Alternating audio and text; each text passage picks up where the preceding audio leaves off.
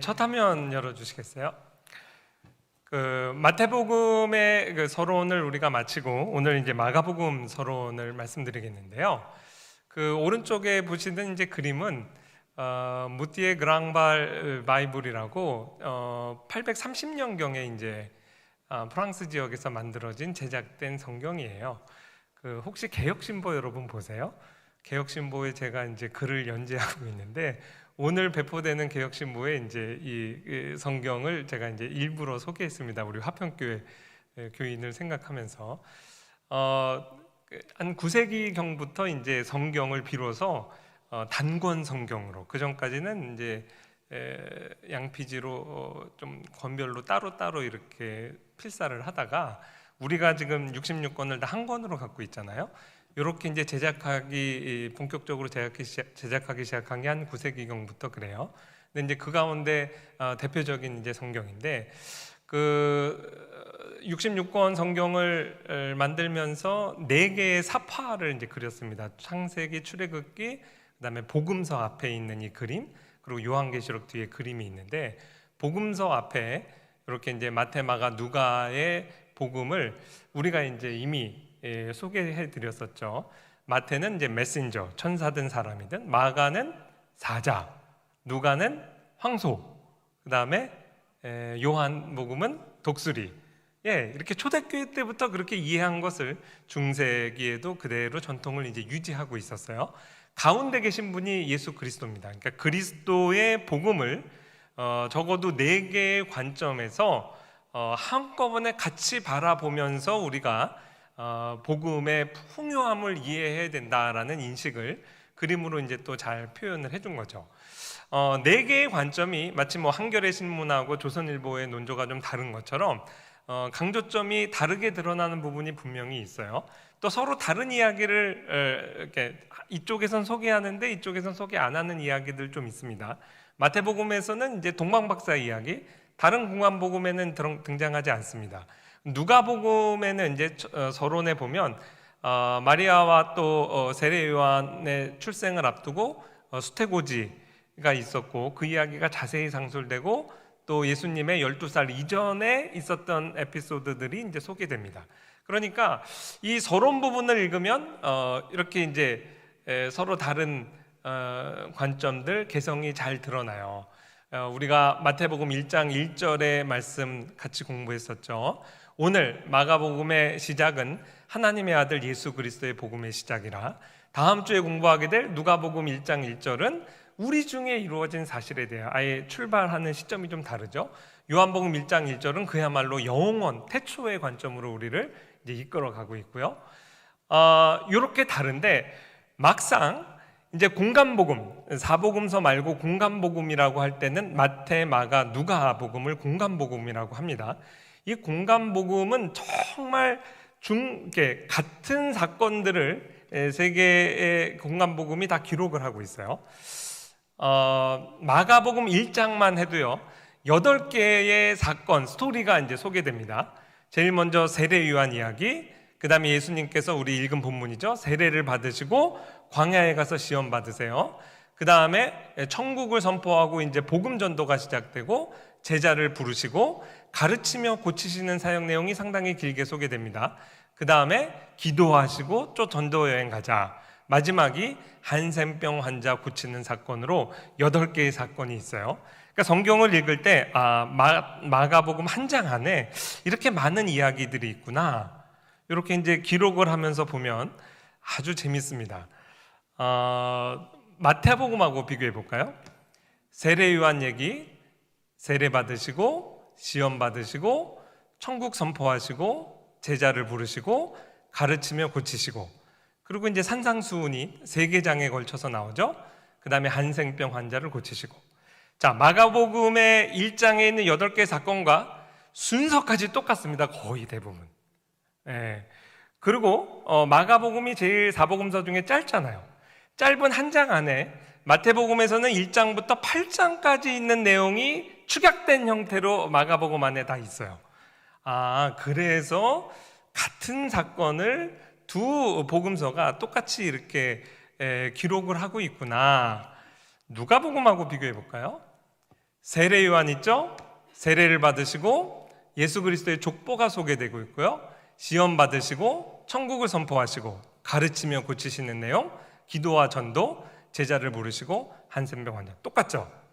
그러니까 이제 이 공간복음은 그래서 같이 보라는 거예요. 우리가 요한복음은 이제 따로 좀 다루도록 하겠습니다. 근데 이렇게 대조표를 만들어서 보니까 각 복음서에 좀 특징이 드러나죠.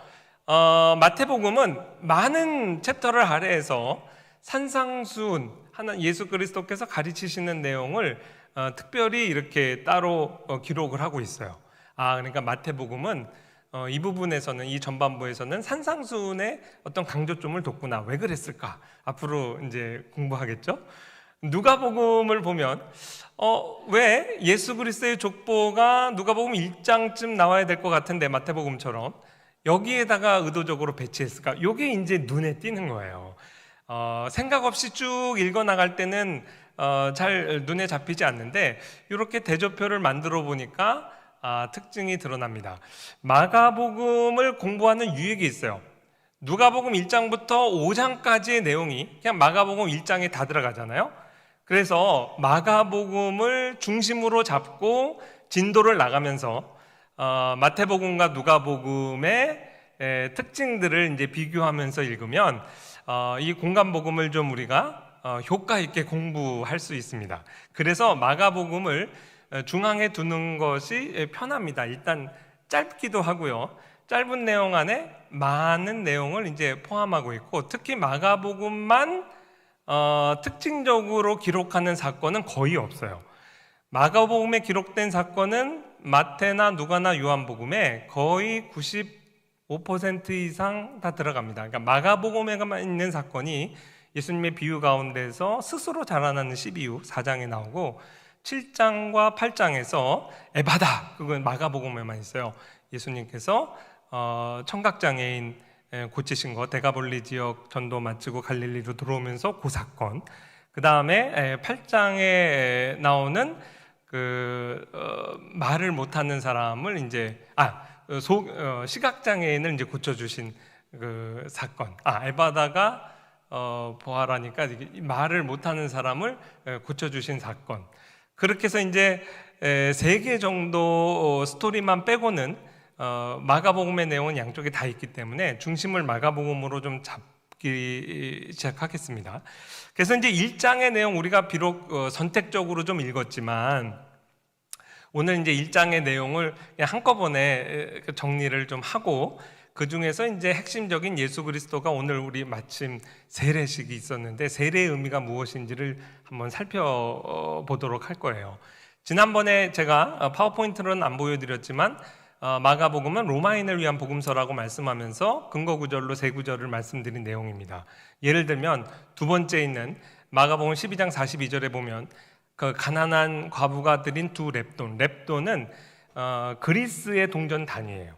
그러니까 이제 대상이 헬라 사람이었으면 렙돈으로만 얘기했을 거예요. 누가복음에 이제 렙돈으로 나오죠. 근데 마가복음에서 그걸 한 번 더 환율을 이렇게 계산해 줘요. 이 2렙돈이 로마의 동전 단위로 한 고드란트다. 그러니까 이제 최종적으로 마가복음을 읽는 대상이 로마인이라는 걸 알겠죠. 그러면 로마 사람들이 마가복음 1장 1절을 딱 읽을 때 무슨 생각을 했을까? 그 특징을 우리가 알 필요가 있습니다. 알면 마가복음을 읽는데 굉장히 도움이 돼요. 하나님의 아들 예수 그리스도, 로마인이 딱 이걸 보는 순간 로마 사람들의 머리에는 동전이 생각났을 겁니다. 이 동전이 티베리우스 황제 시대에 로마에서 통용되는 동전이고, 그러니까 예수님께서 성전에서 이 동전에 있는 화상이 누구냐, 그리고 누구의 것이냐 했을 때 그 동전이라고 추정이 됩니다. 그 동전에 보면, 앞면에 보면 티베리우스 황제 그림이 있고요. 티베리우스 황제는 그 유명한 아우구스투스 황제의 아들이에요. 그래서 티베리우스를 설명하면서 그 이제 약자로도 설명됐지만 신인 디바인 가스에 해당한 디바인 아우구스투스, 신이신 아우구스투스 황제의 아들, 티베리우스, 시저, 황제 이렇게 이제 돼 있어요. 좀 쉽게 말씀을 드리면 김정일 시대에 만들어진 주하에 위대하신 수령동지 김정일의 아들 이렇게 돼 있는 거나 마찬가지예요. 근데 위대하신 수령동지가 아니라 신이신 김일성 이렇게 이제 얘기를 하는 거죠. 그 말은 뭐냐면 하나님의 아들, 신의 아들, 로마 황제의 별칭입니다. 그러니까 이 하나님의 아들 예수 그리스도 그러면 바로 이 세상에 있는 제국의 로마 제국의 황제를 연상했을 가능성이 굉장히 높고요. 흥미로운 것은 그 동전 뒷면에 뭐라고 되어 있냐면 폰티펙스 막시무스 이렇게 되어 있어요. 그 말이 그대로 대제사장이란 말이에요. 그러니까 로마 황제가 왜 왕직과 대제사장직을 같이 갖고 있는 것이 얼마나 인간 사회에서는 위험한가에 대해서 이제 예전에 한번 말씀드린 적 있죠. 그래서 로마 황제가 담당하는 것이 왕이면서 대제사장직이라고요. 둘 다 통치의 수단으로 삼았고 식민 통치를 하기 위한 하나의 이데올로기를 확보하기 위해서 종교적인 그런 정책을 이제 핀 거예요. 그래서 로마가 정복하는 나라에 우리나라를 정복했다 그러면 단군 신상을 이제 가져가겠죠. 그래서 그걸 억압하는 게 아니라 그 모든 지역의 신들을 그리스의 신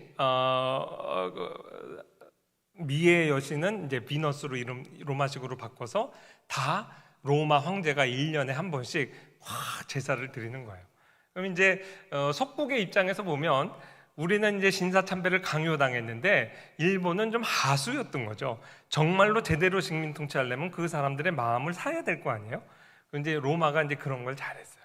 그래서 이제 국민적인 어떻게 전쟁은 잔인하게 했지만 정복한 다음에는 나름대로 자존심도 세워주면서 그렇게 이제 통치를 해간 거예요. 그래서 당연히 왕직과 제사장직을 로마 사람들은 연상했을 겁니다. 이것이 메시아의 삼중직을 우리가 이해할 때 두 가지 직분하고 겹치기 때문에 마가복음의 1장의 내용을 제가 도표로 좀 만들어 봤습니다. 8가지의 사건을 예수 그리스도의 삼중직의 입장에서 보면 왕으로서의 예수님의 사역, 제사장으로서의 사역, 그 다음에 선지자로서의 사역으로 이해하면 어떤 관점에서 예수 그리스도의 사역을 이 복음서 기자들이 이제 기록했는가를 잘 우리가 이해할 수 있어요. 마태복음은 8장까지 커버되고 누가복음은 5장까지 커버되니까 좀 도표를 그리기가 힘든데 마가복음 1장은 완전히 이렇게 마가복음이 좀 농축돼 있다고 그랬잖아요. 그래서 예수님의 이 삼중직을 우리가 따라가면서 이해하는데 도표 그리는데 아주 편합니다.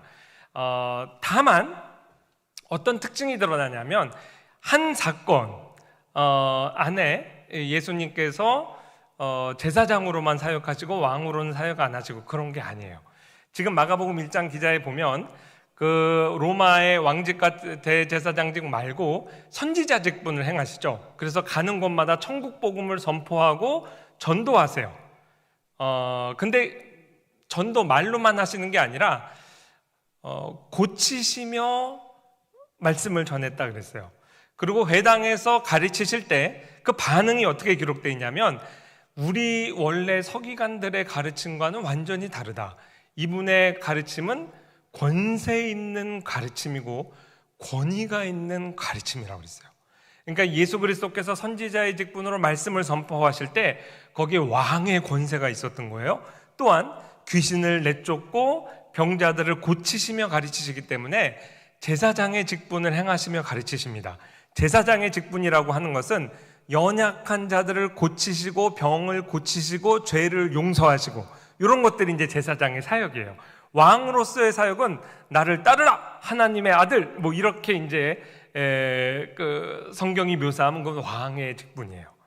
선지자는 이제 랍비어 하면서 당연히 가르치시는 거죠. 그래서 각각의 메시아가 감당하시는 직분에 대한 우리의 기대되는 반응이 있습니다. 왕으로서 나를 따르라 하시면 우리는 어떻게 해야 돼요? 순종해야 돼요. 선지자로서 말씀을 선포하시면 우리에게 무엇을 기대하세요?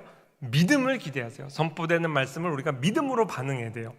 그 다음에 우리의 병을 고쳐주시고 죄를 용서하시고 나도 너를 정죄하지 않는다 하시면서 우리의 약한 부분을 치유하실 때는 어떻게 해요? 감사함으로 반응하면 돼요. 그래서 공감복음을 이제 오늘 이후 읽어가면서 여기서 나에게 왕으로서 말씀하시는구나, 순종하겠습니다. 또 이런 신비를, 기독교의 신비의 교리를 설명하시는구나, 믿음으로 반응하면 되고, 그 다음에 나를, 내 마음을, 내 약한 약점을 고치시는구나, 그럴 때는 감사함으로 반응하면 됩니다. 그래서 믿음, 감사, 순종, 믿음, 감사, 순종 이러면서 성경을 읽으시는 거예요. 이게 이제 성경을 읽어가는 어떻게 보면 해석의 틀을 여러분께 안내해 드립니다. 예수님께서 많은 일들을 행하셨는데 원칙 없이 막 나열된 게 아니에요. 그 내적인 구조를 보면 이러한 이제 보이지 않는 구조가 있을 뿐만 아니라 그 당시 복음을 알지 못하는 로마인도 예수님의 행적을 기록한 마가복음을 읽으며 그렇지, 우리의 왕이시고 우리의 제사장이시구나. 그런데 이분은 특별하게 또 우리를 가르치시네. 로마 황제와 비교하겠죠. 로마 황제는 저 꼭대기에 있는 분인데 이 세상의 황제와 무엇이 차별화될까요? 이분은 그 하늘의 왕이신 분이 우리 안에 계시구나, 내 상처를 치료해 주시는구나. 게다가 마가복음의 주제가 뭐냐면 나는 섬김을 받으려 온 게 아니라 오히려 섬기려 하고 많은 사람을 위해 내 생명을 속죄제로 드리기 위해서 주기 위해 왔다. 그게 왕직과 제사장직을 그렇게 설명한 거예요. 로마인들의 마음에 확 박힙니다.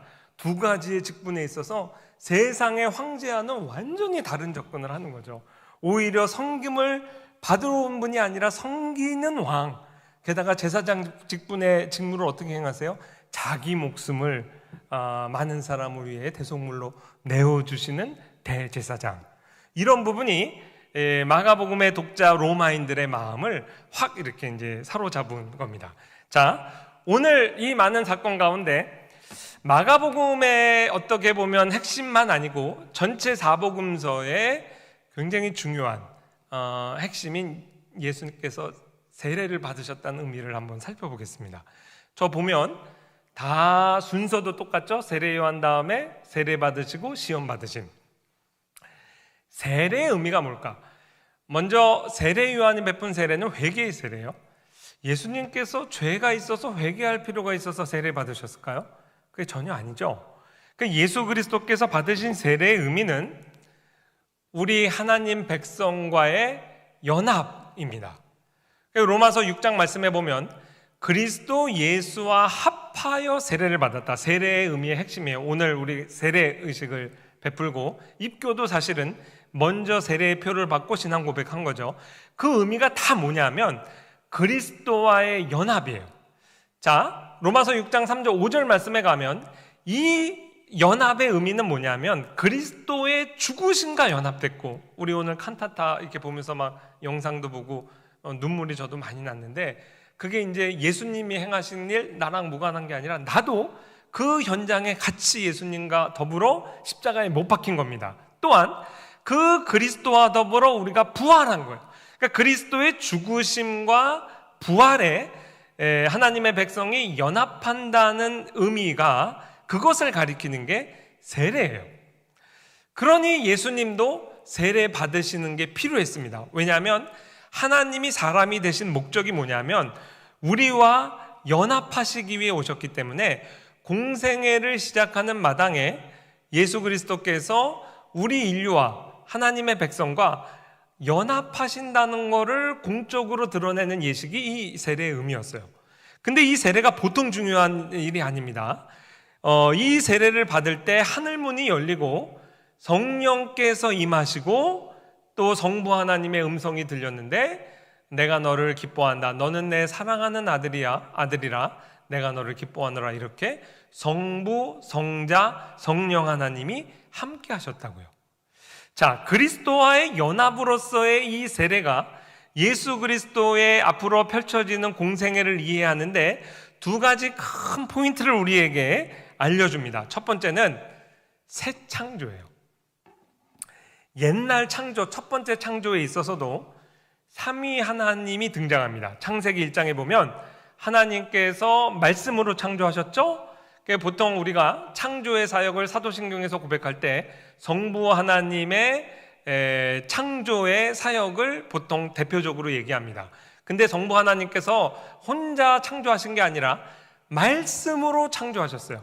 그러니까 하나님께서 말씀하시되 요한복음 1장에서 보면 이 말씀이 육신이 되어 우리 가운데 거하셨다고 그랬죠. 이 말씀은 성자를 가리켜요. 또한 하나님의 영이 수면에서 운행하셨다고 그랬어요. 그래서 창세기 1장에 보면 창조기사에 성부, 성자, 성령 하나님이 등장합니다. 마찬가지로 새 창조를 시작하는 마당에 성부 하나님, 성자 예수님, 성령 하나님이 등장하는 거예요. 이건 우연한 배치가 아니에요. 그래서 이미 이제 우리가 한번 공부했기 때문에 빠르게 지나갈 수 있는데, 우리가 예수 그리스도의 대위임령을 받고 밖에 나가서 전도하는 것이 이 새 창조의 사역, 위대한 사역에 동참하는 거라 그랬어요. 왜냐하면 아버지와 아들과 성령의 이름으로 세례를 베풀라고 하는 것은 완전히 새로운 피조물로 창조되는 일에 우리를 사역자로 하나님께서 동참시켜 주시는 거예요. 마치 창세기에서 성부, 성자, 성령 하나님이 인간 창조에 이렇게 참여하신 것처럼 오늘날 새로운 창조, 그리스도의 복음을 통해 새 피조물로 우리가 거듭나는 일에 성부, 성자, 성령 하나님이 함께 하신다는 의미죠. 이 새 창조는 삼위 하나님의 사역이라는 것. 두 번째 의미는 뭐냐면, 예수 그리스도께서 우리 하나님의 백성, 우리 인류와 연합하시고 나서 바로 행하신 일이 뭐냐면 광야로 나가서 시험 받으신 거예요. 성령께서 예수님을 광야로 몰아서 40일간 줄이신 상태에서 마귀의 시험을 받습니다. 이 의미가 뭘까? 이제 예수님이 인류와 하나가 되어, 하나님의 백성 사람과 하나가 되어 첫사람 아담의 실패를 만회하시는 내용이 여기 함의되어 있어요. 그래서 고린도전서 15장에 보면 첫사람 아담이 생명이 됐다고 그랬죠. 지금 창세기 2장의 기사를 염두에 두면서 말씀한 거예요. 마찬가지로 두 번째 아담 혹은 마지막 아담으로 오신 그리스도께서는 살려주는 영이 되셨다. 자, 첫사람 아담이 범죄함으로 말미암아 그의 후손이 다 정죄됐어요. 다 죄로 오염되고, 그 타락한 세계를 하나님께서 다시 재창조, 새 창조하시기 위해 하나님이 사람이 되셨는데, 하나님으로서 행동하는 게 아니고 두 번째 아담으로 사람과 연합하여 두 번째 아담으로서 첫 번째 아담이 다 죽이는 역할을 했다면 이제부터 살리는 역할을 하시겠다는 거예요. 로마서 5장 말씀해 보면 한 사람, 첫사람 아담의 불순종으로 우리가 다 죄인 된 것처럼 둘째 아담, 마지막 아담 예수 그리스도의 순종으로 말미암아 우리가 다 의인이 되어 이제는 살아있는, 정말 말 그대로 생명이 되는 것이죠. 자, 이 구도를 설명하는 것이 이 복음서의 요 순서 구조에서 나타나는 의미예요.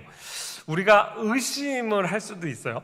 그래서 그 의심을 좀 걷어드리도록 하겠습니다. 오늘 목사님 그 의심의 큰 돌을 성령께서 그때그때 걷어주신다고 그랬는데, 지금 설명 듣고 나면 설득이 되실 거예요. 저도 그렇게 설득이 됐어요. 일단 시험의 내용을 한번 비교해 볼까요? 첫사람 아담의 실패, 먹는 것 갖고 시험했죠. 근데 예수님께서 처음에 받으신 시험의 내용이 먹는 거예요. 좀 우연 아니야? 두 번째 시험, 마귀의 핵심적인 메시지가 뭐냐면 결코 죽지 아니라 그랬어요. 예수님 보고 두 번째 시험 뭐랬죠? 성전에서 떨어져 보라.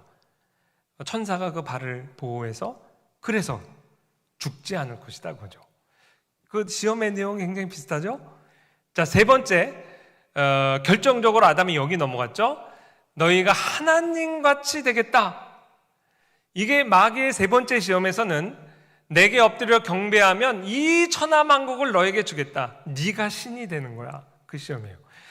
시험의 내용이 굉장히 의도적입니다. 첫사람 아담의 실패, 아담이 넘어간 그 시험하고 두 번째 그리스도께서 받으신 시험이 그 내용과 본질에 있어서 일맥상통하고 있어요. 그래서 첫사람 첫 번째 실패를 새롭게 만회하시는 분으로 오신 두 번째 아담, 마지막 아담의 직무를, 공무를 수행하시는구나. 이거를 복음서 기자가 이제 의도적으로 강조하고 드러내는 겁니다. 첫 번째 아담은 에덴 동산 모든 것이 좋은 조건 가운데서 시험받았어요.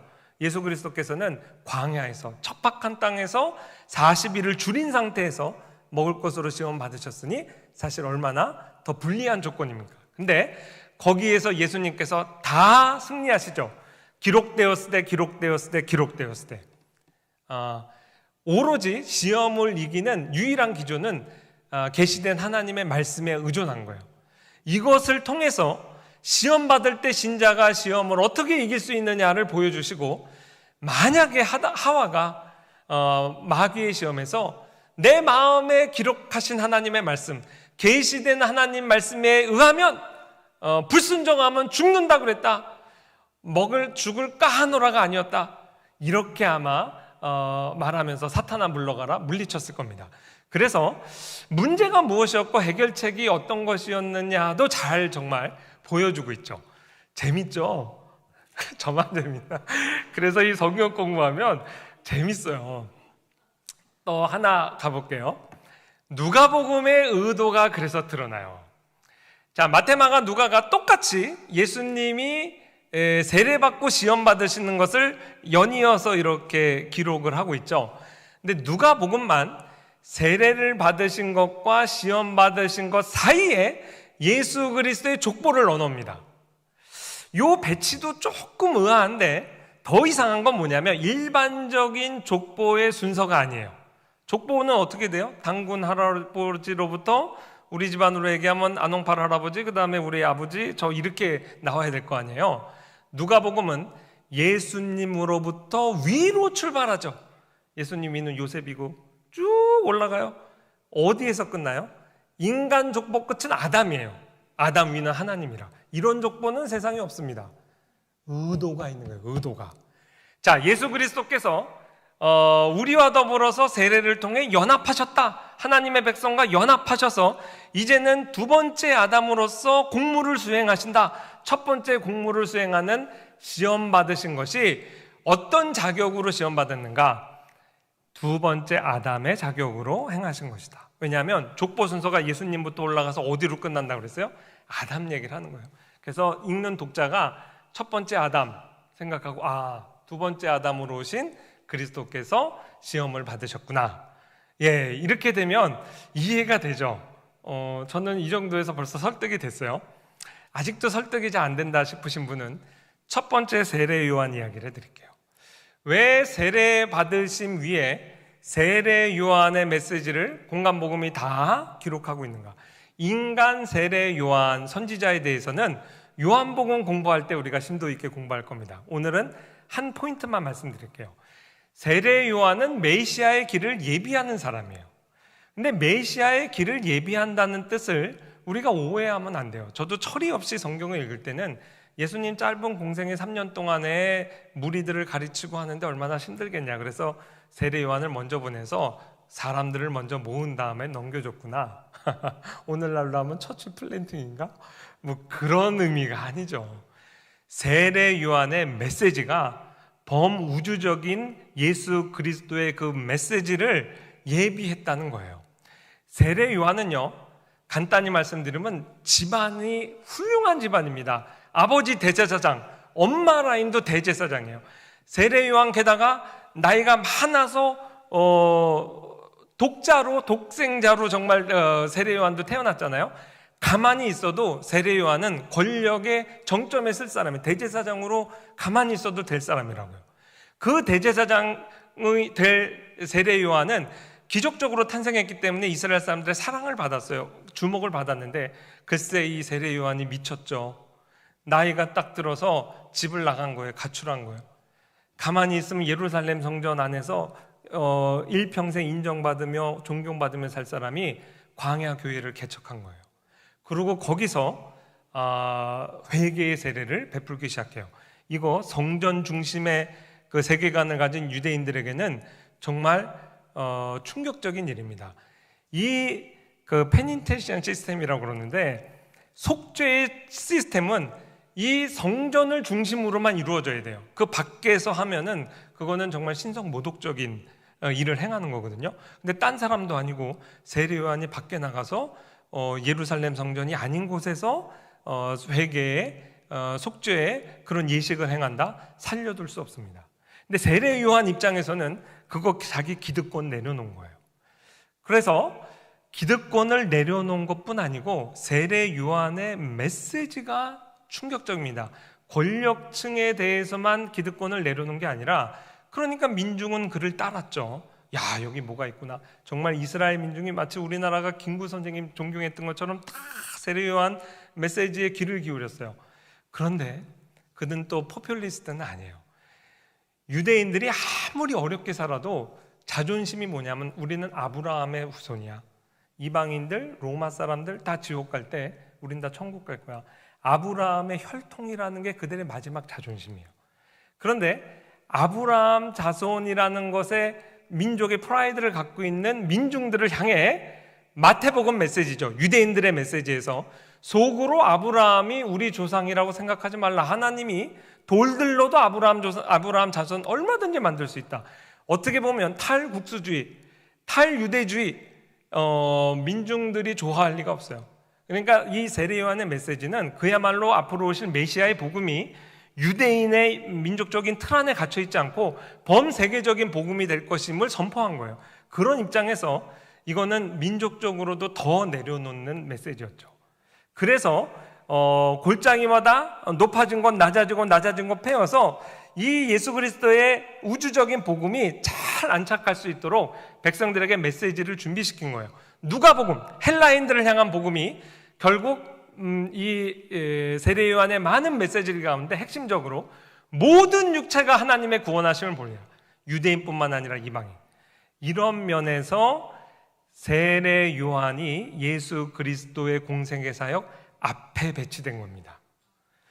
이 정도 되면 예수 그리스도께서 세례를 받으시고 시험을 받으셨다고 하는 것을 우리가 하나의 에피소드로, 하나의 작은 사건이 아니라 굉장히 우주적인 큰 조망을 하면서 읽어야 된다는 것을 알 수 있죠. 이 공간복음의 기자들이 그 효과를 기대하면서 하나님의 계시로 이 기록을 한 것입니다. 그래서요, 결론이에요. 결론적 적용을 두 가지를 하겠습니다. 복음은요, 우리가 생각하는 것보다 훨씬 큽니다. 내가 큰 죄를 지어서 지옥 갈 이 죄인이 예수 믿고 의롭게 되어 천국 가는 것, 그게 다가 아니에요. 이 복음은 엄청난 스케일, 우주적인 스케일로 우리에게 계시됐어요. 그래서 마가복음 1장 1절에 보면 하나님의 아들 예수 그리스도의 복음의 시작이라 그랬죠. 이 복음이 예수 그리스도가 성육신 하셔서 이렇게 구속사역을 하는 것이 이 큰 복음의 시작이에요. 이 복음의 완성은 무엇일까? 에베소서 1장 10절에 보면 하늘에 있는 것이나 땅에 있는 것이 다 그리스도 안에서 통일되게 하려 하심이라.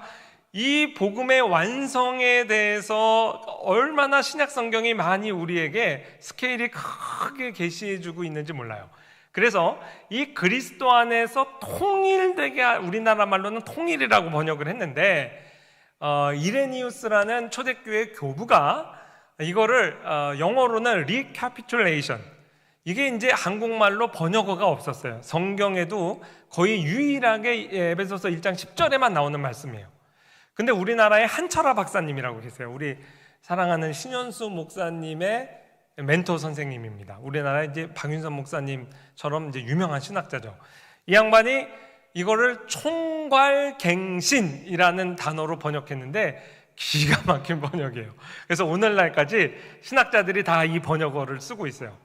예수 그리스도께서 성육신 하셨다는 건 뭐냐면 아담의 타락 이후에 타락한 이 우주적인 타락을 예수 그리스도가 성육신하여 또 오늘 세례를 받음으로 우리 인류와 연합하시고 두 번째 아담, 마지막 아담으로 해서 상실된 우주의 역사를 완전히 새롭게 쓰신다는 거예요. 이게 스케일이 엄청 크다는 것을 이야기하고 있어요. 우리가 지금 그 안에 있는 거예요.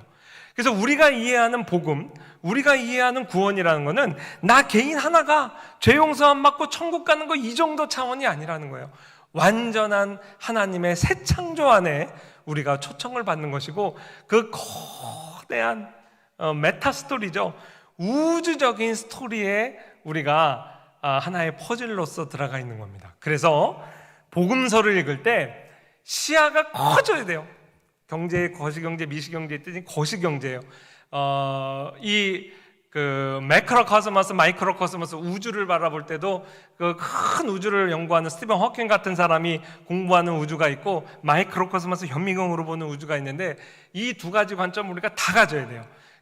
이 복음서를 읽으면서 큰 우주적인 스케일을 갖고 그 시각으로 우리가 복음서를 읽어가는 겁니다. 그래야 우리가 정말 대국적인 마인드를 좀 갖게 돼요.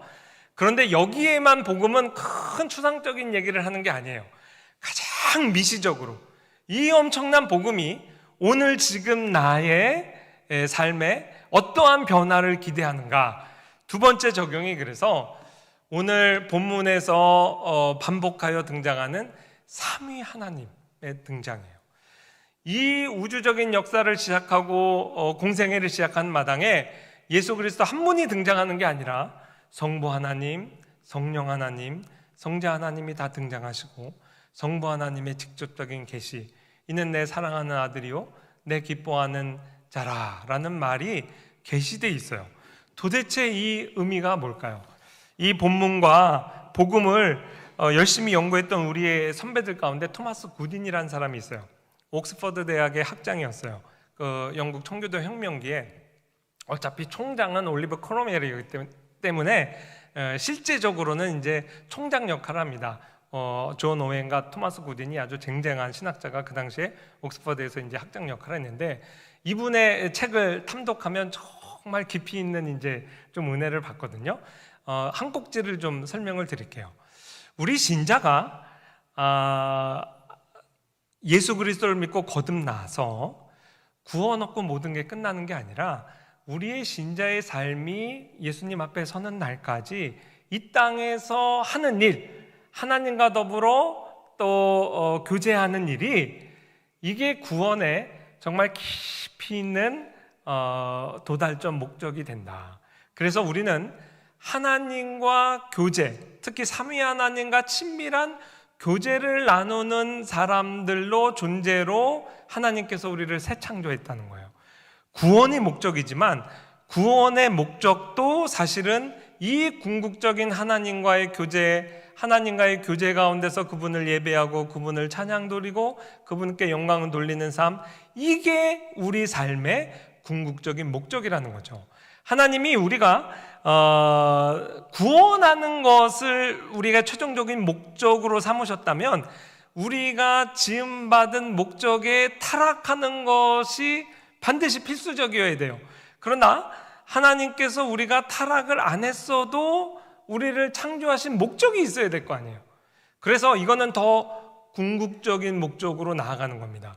이 삼위 하나님과의 교제. 그래서 노란색 부분만 제가 읽어드리면, 아버지 하나님이 당신을 그리스도께 주고 그리스도 자신이 당신을 붙잡으며, 성령 하나님은 당신의 마음속에 내려와 당신을 손으로 붙잡아 다시 당신을 그리스도를 통해 아버지께로 데려다 놓으신다. 무슨 말이냐면, 이 신자들이 일평생 살아가면서 성부, 성자, 성령 하나님과 더불어 교제를 나누는데, 특히 성부 하나님과 우리가 교제를 나누는 것, 성부 하나님의 사랑에 언제 우리가 감동하냐 하면, 나 같은 죄인을 선택하셨구나. 선택적인 사랑이라고 그랬어요. 우리가 성자 그리스도께서 내 마음에 확 와닿을 때는 언제냐면, 나를 구속해 주신 은혜죠. 그 사랑이죠. 그거 묵상할 때 가슴이 뭉클해요. 그리고 성령님은 어떠한 역할을 하실까? 성령님에 대해서는 사람들이 오해도 많이 하고 또 잘 인식을 못하기 때문에, 이런 이야기를 한 부분을 제가 읽어드릴 테니까 한번 잘 들어보세요. 보통 사람들은 성령님이 신자들을 위해서 하는 사역을 잘 눈치채지 못한대요. 근데 성령님께서 하시는 일은 영혼들을 거룩해 하시죠. 영혼들을 거듭나게 하세요. 우리가 거듭나는 거 성령으로 거듭나잖아요. 이들 가운데 새 피조물을 조성해서 우리가 새 피조물로 거듭나는 일을 하시고, 마치 간호사가 신생아를 돌보듯 밤낮을 가리지 않고 양육하는 수고를 하세요. 커다란 슬픔으로 영혼들의 부패를 감당합니다. 영혼들이 자신을 더럽히면 우리를 엄마들이 씻겨주는 것처럼 정결하게 씻겨주고요. 반역을 도모하고 저항하는 영혼들을 붙잡아줘요. 마음이 흔들릴 때 그걸 붙잡아서 오늘 부활주일인데 또 예배당 가야지, 이런 거 다 성령께서 하시는 일이라는 거예요. 영혼들로 하여금 깨어있어서 선한 생각을 하도록 돌봐줘요. 악한 생각을 하다가도 내가 이러면 안 되지, 그거 성령께서 붙잡아 주시는 생각이라는 거예요. 성령님은 모든 연약함을 돕고 기도를 촉구하고 신자의 마음을 자신의 성전으로 삼아 영원토록 거하신다. 성령님은 영혼들에게 인쳐서 하늘에 이르도록 하신다. 성령님은 그 유업의 보증이시다. 이렇게 성부, 성자, 성령께서 결국 한 하나님으로서 우리에게 구원을 베푸시고 우리를 성화시켜 주시지만, 조금 더 세분화돼서 들어가면 성부 하나님의 선택적 사랑, 성자 하나님의 구속적 사랑, 성령 하나님이 내 안에 내주하시고 나를 날마다 깨끗이 성화시켜 주시는 사랑, 이렇게 성경이 구분하여 우리에게 계시하고 있어요. 그래서 때때로 우리가 하나님 아버지의 선택적 사랑을 깊이 생각할 때가 있고 그리스도의 구속적 사랑을 깊이 생각할 때가 있다. 마찬가지로 하나님의 깊은 것들을 살펴보고 그 깊은 것들을 우리에게 계시해주고 우리와 함께 모든 고통을 감내하는 성령 하나님의 사랑을 깊이 생각할 때도 있다. 당신은 아버지 사랑을 정실하게 느껴본 적이 있는가? 거기서 멈추지 마라. 아들의 사랑도 절실하게 느껴보라. 하나님의 새 위격 전부가 자신의 사랑을 당신에게 나타내 줄 때까지 멈추지 마라. 그래서요, 이 토마스 구딘의 작품을 수업 시간에 같이 읽으면서 학생들하고 은혜를 받은 내용이 있어요. 저도 처음엔 좀 충격적이었는데 곱씹을수록 맞아요. 뭐냐면 우리가 삼위 하나님과 더불어 누리는 교제는요, 예수 그리스도가 나의 구원자 되신다는 것을 초월하는 단계예요.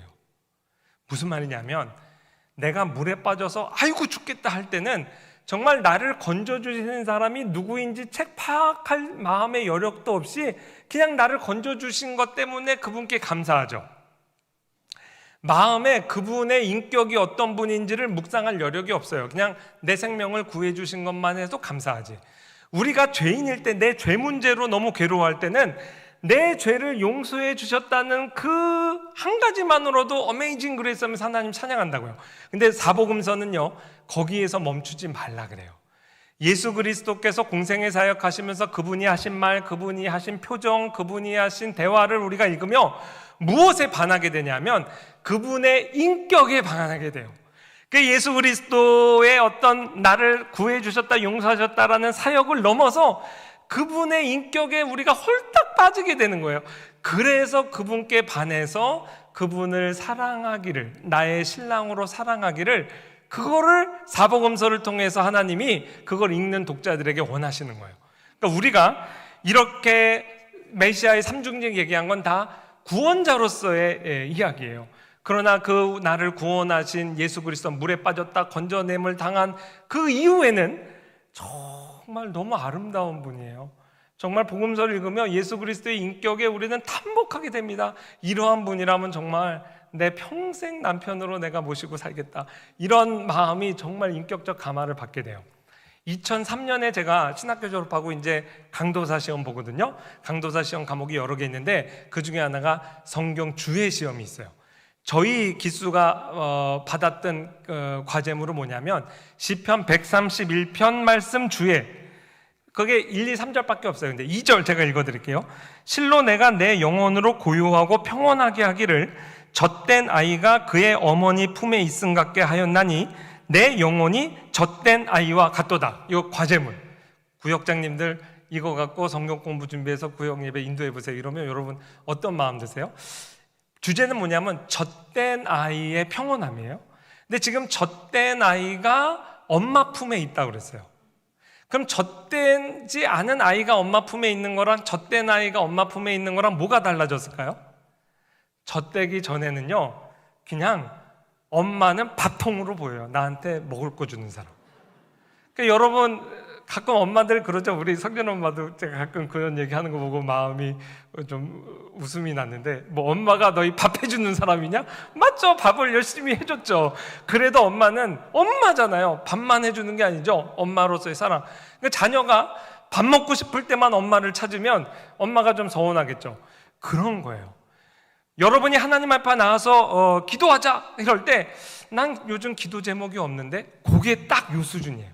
뭐 어려움이 닥쳐야, 병에 걸려야, 돈이 없어야 하나님 찾는다? 그게 젖된 아이 아닌 아이가 엄마를 바라보는 관점이에요. 그런데요, 아이가 조금 크면 그냥 엄마가 좋아요. 난 지금 배불러요. 저 실컷 먹었는데, 그런데도 엄마 품에 있는데, 그 상태를 지금 시편 기자가 평온한 상태라 그랬어요.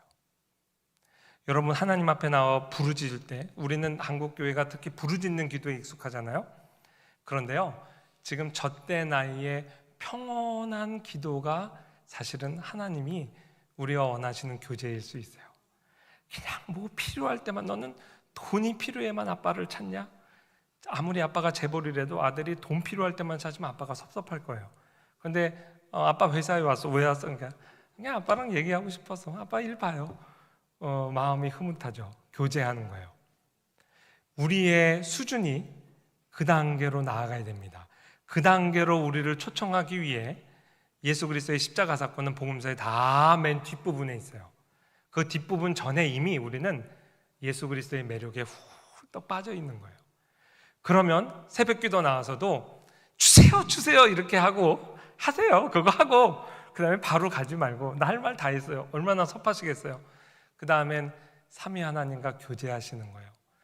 그래서 예수 그리스도의 은혜를 통해 이 그리스도를 우리에게 보내시기로 작정하시고 나를 선택하신 아버지 성부 하나님의 은혜, 그리스도께서 행하신 이 성육신부터 부활 승천 대위하여 앞으로 오실 구속 사역을 생각하며, 성령님이 우리 기저귀 갈아주고 옆에서 제일 굳은 일 많이 하시고 나를 제일 잘 알고 내 안에 내주하시면서 나를 참아주는 그 인내의 은혜, 이런 것들 생각하면, 묵상하며 하나님, 저는 하나님이 참 좋아요 이렇게 고백하면 무슨 얘기를 듣게 되냐면, 너는 내 사랑하는 아들이요 내 기뻐하는 자라라는 주님의 음성을 듣습니다.